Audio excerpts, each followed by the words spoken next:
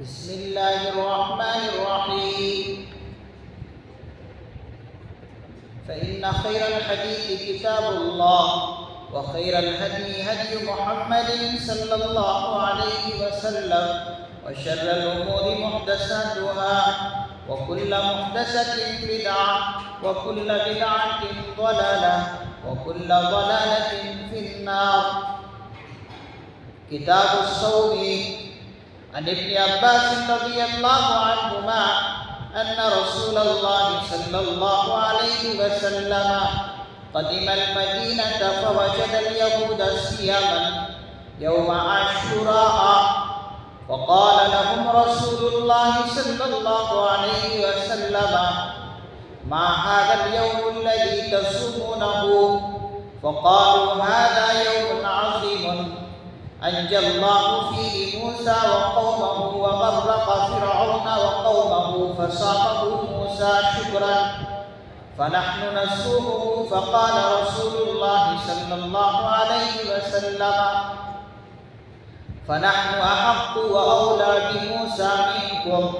فصامه رسول الله صلى الله عليه وسلم وأمر بصيامه. وعن ابن عباس رضي الله عنهما قال: ما رأيت النبي صلى الله عليه وسلم يتحرى صيام يوم فصله على غيره إلا هذا اليوم، يوم عاشوراء، وهذا الشهر يعني شهر رمضان. رواه البخاری و مسلم.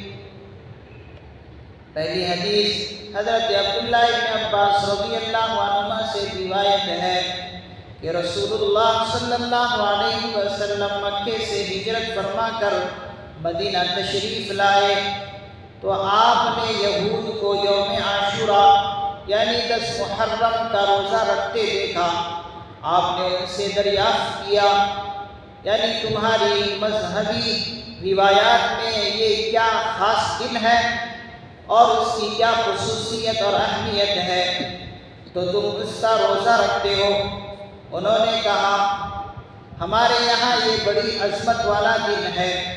اس میں اللہ تعالیٰ نے موسیٰ علیہ السلام اور ان کی قوم بنی اسرائیل کو نجات دی تھی اور فرعون اور اس کے لشکر کو غرقاب کیا تھا. تو حضرت موسیٰ علیہ السلام نے اللہ تعالیٰ کے اس انعام کے شکر میں اس دن کا روزہ رکھا تھا، اس لیے ہم بھی ان کی پیروی میں اس دن روزہ رکھتے ہیں. رسول اللہ صلی اللہ علیہ وسلم نے فرمایا: اللہ کے پیغمبر حضرت موسیٰ علیہ السلام سے ہمارا تعلق تم سے زیادہ ہے اور ہم اس کے زیادہ حقدار ہیں. پھر رسول اللہ صلی اللہ علیہ وسلم نے خود بھی عاشوراء کا روزہ رکھا اور امت کو بھی اس دن کے روزے کا حکم دیا. صحیح بخاری اور صحیح مسلم میں یہ روایت موجود ہے. یوم عاشوراء کا روزہ اور اس کی تاریخی اہمیت کیا ہے، اس کا ذکر اس حدیث کے اندر ہے.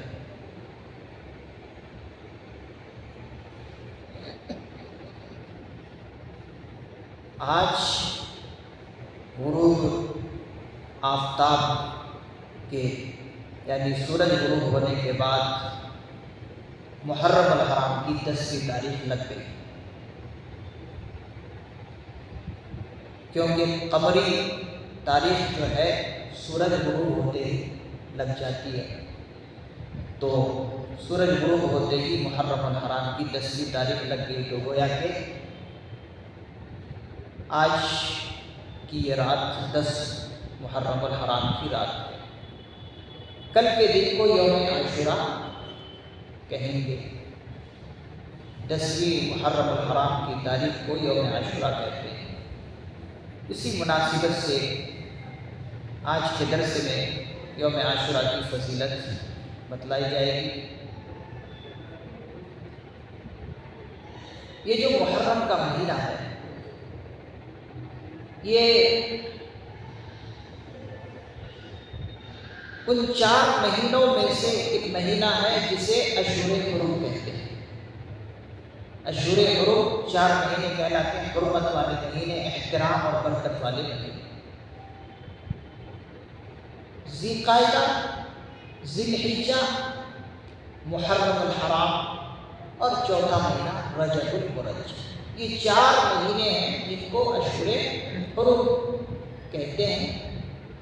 12 مہینے سال کے ہوتے ہیں، ایسے تو ہر مہینے اللہ ہی کے بنائے ہوئے ہیں، لیکن کچھ خصوص مہینے ہیں جن کو اللہ نے احترام والا مہینہ کہا، ان میں سے یہ 4 مہینے بالترتیب 3 مہینے آتے ہیں، ذی القعدہ، ذی الحجہ، محرم، یہ بالترتیب 3 مہینے آتے ہیں، اور بعد میں 1 مہینہ رجب المرجب کا آتا ہے۔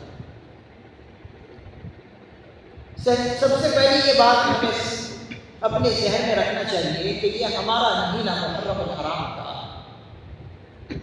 اسلامی سال کا پہلا مہینہ ہے، پہلا مہینہ ہمارا محرم الحرام۔ حضرات علماء کرام فرماتے ہیں اور اسی طریقے سے اللہ والے فرماتے ہیں، مسلمانوں میں ایک سب سے بڑی کمی یہ پائی جاتی ہے کہ مسلمانوں کو قمری تاریخ معلوم نہیں، انگریزی تاریخ معلوم ہے۔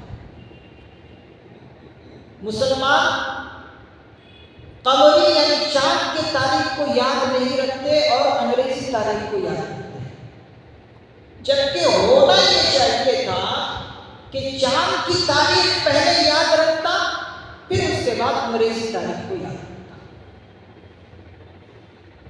آج مسلمانوں نے اس کو کوئی اہمیت ہی نہیں دیتی، نہیں تو اگر آپ دوسرے اسلامی ممالک میں دیکھ لیں،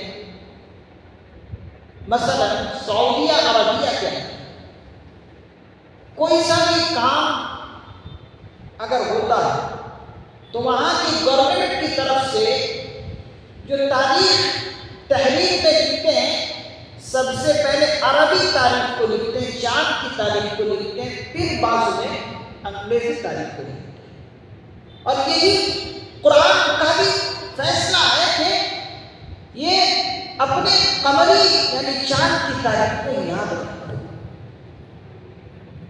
آج ہم عموماً اس چیز کو بھولے بیٹھے ہیں، ہر ایک کو انگریزی تاریخ یاد ہے، عربی تاریخ، چاند کی تاریخ یاد ہے۔ یہ ایک گناہ کی بات ہے۔ اگرچہ یاد رکھنا فرض کفایہ ہے، فرض عین نہیں ہے، لیکن فرض کفایہ ضرور ہے کہ اکثر مسلمان اس کو یاد رکھیں۔ اگر پورے کے پورے مسلمان اس کو یاد نہ رکھ سکیں، کم از کم تھوڑے مسلمان کو یاد رکھنے چاہیے، لیکن تھوڑے مسلمان بھی یاد نہیں رکھتے۔ تو اس سستی اور کاہلی کو ہم پہلے دور کریں کہ ہم چاند کی تاریخ کو یاد رکھیں، کیونکہ فرض کفایہ ہے۔ اور فرض کفایہ کیسے کہتے ہیں؟ فرض کفایہ کہتے ہیں جیسے مثلا جنازے کی نماز فرض کفایہ ہے۔ اب جنازے کی نماز اگر کوئی مسلمان ادا ہی نہ کرے، جس بستی کا وہ جنازہ ہے، اگر پوری کی پوری بستی والے اس جنازے کی نماز ادا ہی نہ کرے تو سارے کے سارے گنہگار ہو جائیں گے۔ لیکن اگر تھوڑوں نے جنازے کی نماز ادا کر لی تو ثواب انہیں کو ملے گی جو ادا کیے ہیں، جنہوں نے ادا نہیں کی ان کو ثواب نہیں ملے گی، گویا کہ ایک فضیلت سے محروم رہے۔ تو ہم اگر چاند کی تاریخ یاد نہیں رکھ رہے ہیں تو سمجھیے کہ ہم ایک فضیلت سے محروم ہو رہے ہیں۔ تو پہلے ہم یہ ارادہ کریں کہ انشاءاللہ آئندہ جو ہم چاند کی تاریخ یاد رکھیں۔ تو آج 10 محرم الحرام کی تاریخ ہے، اور 10 محرم الحرام کی تاریخ کو یوم عاشورہ کہتے ہیں۔ عاشورہ کے روزے کی فضیلت اور اس کی تاریخی حیثیت کیا ہے، اس حدیث کے اندر بتلایا گیا کہ اس کی تاریخی حیثیت یہ ہے بخاری شریف اور مسلم شریف دونوں میں یہ روایت موجود ہے، جو کہ حضرت عبداللہ ابن عباس رضی اللہ عنہما سے روایت ہے کہ رسول اللہ صلی اللہ علیہ وسلم مکے سے ہجرت فرما کر مدینہ تشریف لائے تو آپ نے یہود کو یوم عاشوراء یعنی 10 محرم الحرام کا روزہ رکھتے دیکھا۔ آپ نے ان سے دریافت کیا تمہاری مذہبی روایات میں کیا یہ خاص دن ہے اور اس کی کیا خصوصیت اور اہمیت ہے کہ تم اس کا روزہ رکھتے ہو؟ انہوں نے کہا ہمارے یہاں یہ بڑی عظمت والا دن ہے، اس میں اللہ تعالیٰ نے حضرت موسیٰ علیہ السلام اور ان کی قوم بنی اسرائیل کو نجات دی تھی اور فرعون اور اس کے لشکر کو غرق کیا تھا، تو حضرت موسیٰ علیہ السلام نے اللہ تعالیٰ کے اس انعام کے شکر میں اس دن کا روزہ رکھا تھا، اس لیے ہم بھی ان کی پیروی میں اس دن کا روزہ رکھتے ہیں۔ رسول اللہ صلی اللہ علیہ وسلم نے فرمایا اللہ کے پیغمبر حضرت موسیٰ علیہ السلام سے ہمارا تعلق تم سے زیادہ ہے، لہٰذا ہم اس کے زیادہ حقدار ہیں۔ اس کے بعد سے اللہ کے رسول صلی اللہ علیہ وسلم نے یوم عاشوراء کا روزہ خود بھی رکھا اور امت کو بھی اس روزہ رکھنے کی تلقین کی۔ محدثین اعظام اس حدیث کے بارے میں تشریح کرتے ہوئے فرماتے ہیں کہ ظاہری اعتبار سے یہ سمجھ میں آتا ہے کہ رسول اللہ صلی اللہ علیہ وسلم نے ہجرت مدینہ کے بعد ہی یوم عاشوراء کا روزہ رکھا، جیسے کہ ترجمے سے بھی ظاہر ہو رہا ہے کہ ہجرت مدینہ کرنے کے بعد آپ نے یوم عاشوراء کا روزہ رکھا۔ حضرات محدثین اعظام فرماتے ہیں حالانکہ صحیح بخاری اور صحیح مسلم میں حضرت عائشہ رضی اللہ عنہا کی روایت ہے کہ قریش مکہ میں قبل از اسلام بھی یوم عاشوراء کا روزہ رکھنے کا رواج تھا۔ قریش مکہ میں یوم عاشوراء کا روزہ رکھنے کا رواج تھا، اور خود رسول اللہ صلی اللہ علیہ وسلم کی ہجرت مدینہ سے پہلے بھی مکہ معظمہ میں روزہ رکھتے تھے۔ اور یہاں اس حدیث میں سمجھ میں آ رہا ہے کہ آپ نے مدینہ ہجرت کرنے کے بعد یوم عاشوراء کا روزہ رکھا، اس حدیث میں یہی سمجھ میں آ رہا ہے، جبکہ صحیح بات بخاری اور مسلم شریف میں جو حضرت عائشہ کی روایت موجود ہے اس میں ہے کہ اسلام سے قبل بھی قریش مکہ یوم عاشوراء کا روزہ رکھتے تھے اور حضور بھی رکھا کرتے۔ اب دو باتوں میں تعارض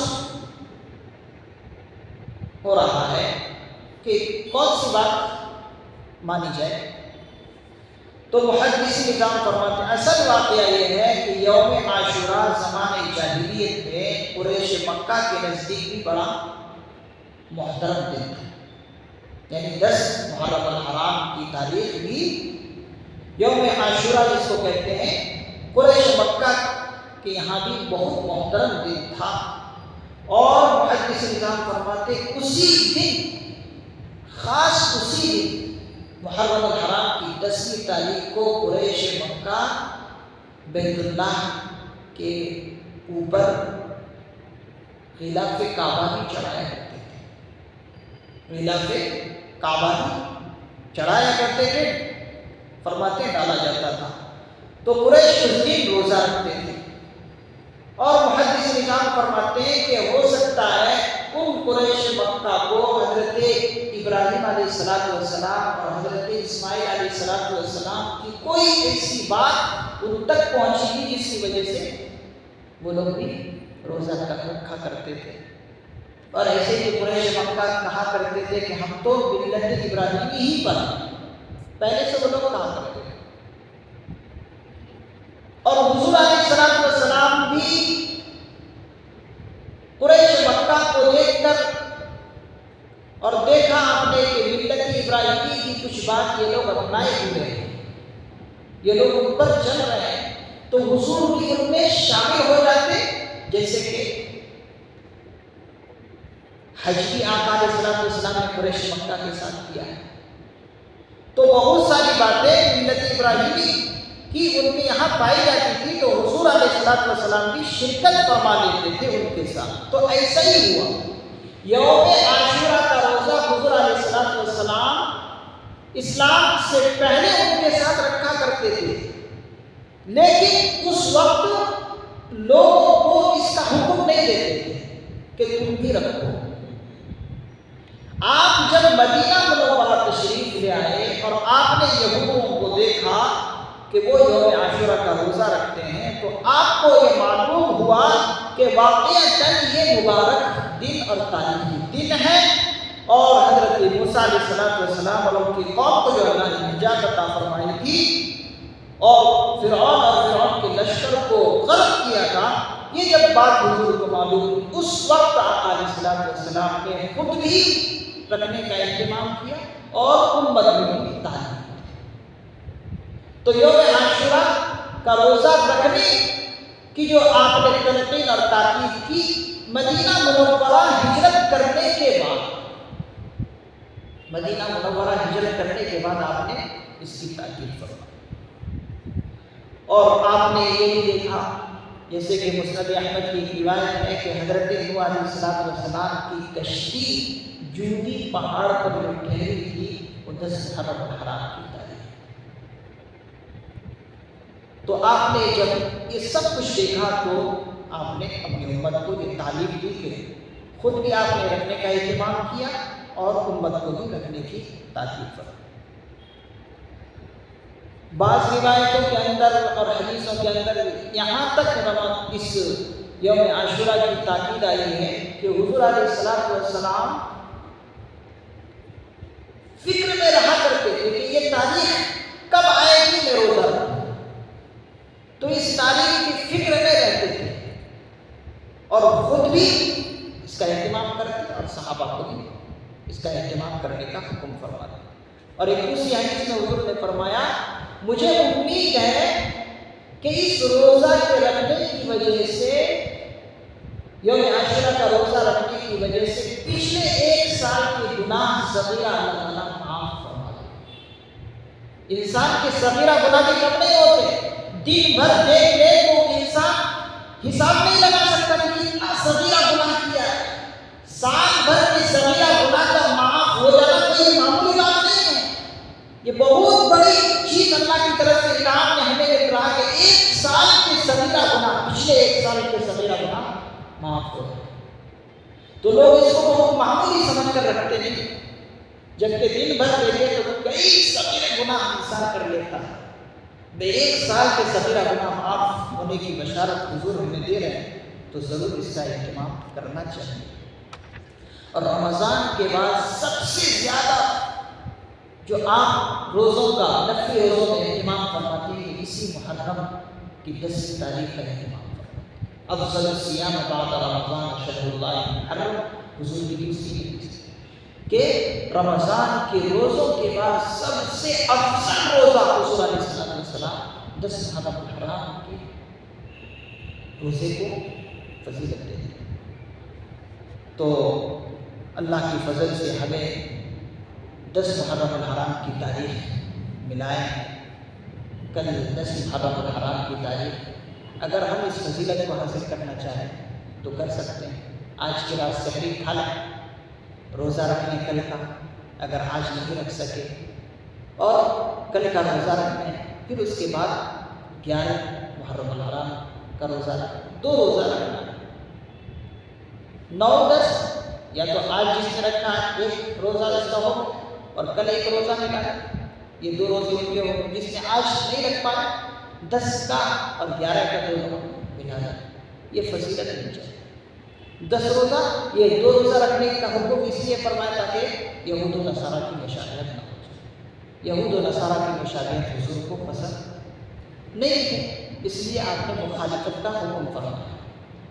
صوموا عاشوراء وخالفوا فیہ یہود وصوموا قبلہ یوم وبعدہ یوم۔ یوم عاشورہ کا روزہ رکھو، حضور فرماتے ہیں یوم عاشورہ کا روزہ رکھو اور یہودیوں کی مخالفت کرو، وہ اس طرح کہ 9 اور 10 کو رکھ لو یا پھر 10 اور 11 کر لو۔ تو یہ کام ہمیں کرنا۔ اور دوسری بات، کل جیسے محرم الحرام کی 10 تاریخ ہے، کھانے کے لیے فراخی کا معاملہ اختیار کریں، اپنے اہل و عیال کو فراخی کے ساتھ کھانا کھلائیں، جیسے کہ حضور کی حدیث ہے من وسع علی عیالہ فی النفقۃ یوم عاشوراء وسع اللہ علیہ سائر سنۃ، کہ جو شخص یوم عاشوراء کے اپنے اہل و عیال نفقہ کھلانے پلانے میں فراخی کرے گا، یعنی اچھا سے اچھا کھانا پکائے گا، خود بھی کھائے گا، اگر توفیق کی دوسروں کو بھی کھلائے گا، وسع اللہ علیہ سائر سنۃ، اللہ تعالیٰ اس کے سال بھر رزق میں فراخی اللہ تعالیٰ کا، یہ کتنی بڑی فضیلت ہے۔ تو اس چیز سے بھی ہم محروم نہ رہیں، اپنے اہل و عیال میں فراخی کا معاملہ اختیار کریں اور سال بھر کے رزق میں اللہ تعالیٰ سے برکت حاصل کریں۔ تو یہ دو کام کریں۔ اس کے علاوہ لوگ بہت ساری باتیں کرتے ہیں جو کہ درست ہے۔ مثال کے طور پر حضرات اہل بیت کے مسائل کا ذکر کرنا، مصیبتوں کا ذکر کرنا، اور کیا کیا اللہ جانے میلہ ٹھیلا لگانا اور تعزیہ داری کرنا، مرثیہ خوانی کرنا، کیا کیا کرتے ہیں۔ شریعت کے اندر ان تمام چیزوں سے پرہیز ضروری ہے۔ واجب ترک یہ چیز ہے، کرنے کے صرف یہی دو کام ہے، روزہ رکھنا ہے اور دوسرا کام کھانے پینے میں وسعت اور فراخی کرنا، بس یہ دو کام کرنا ہے۔ اس کے علاوہ سب کاموں سے اپنے آپ کو بچانا۔ اللہ تعالیٰ سے دعا، اللہ تعالیٰ مجھے بھی اور آپ حضرات کو بھی اور پوری امت مسلمہ کو بھی ان باتوں پر عمل کرنے کی توفیق نصیب فرمائے۔ سبحان اللہ و بحمدہ، سبحانک اللہم و بحمدک، ونشہد ان لا الہ الا انت، ونستغفرک ونتوب الیک۔ سبحان ربک رب العزۃ عما یصفون، وسلام علی المرسلین، والحمد للہ۔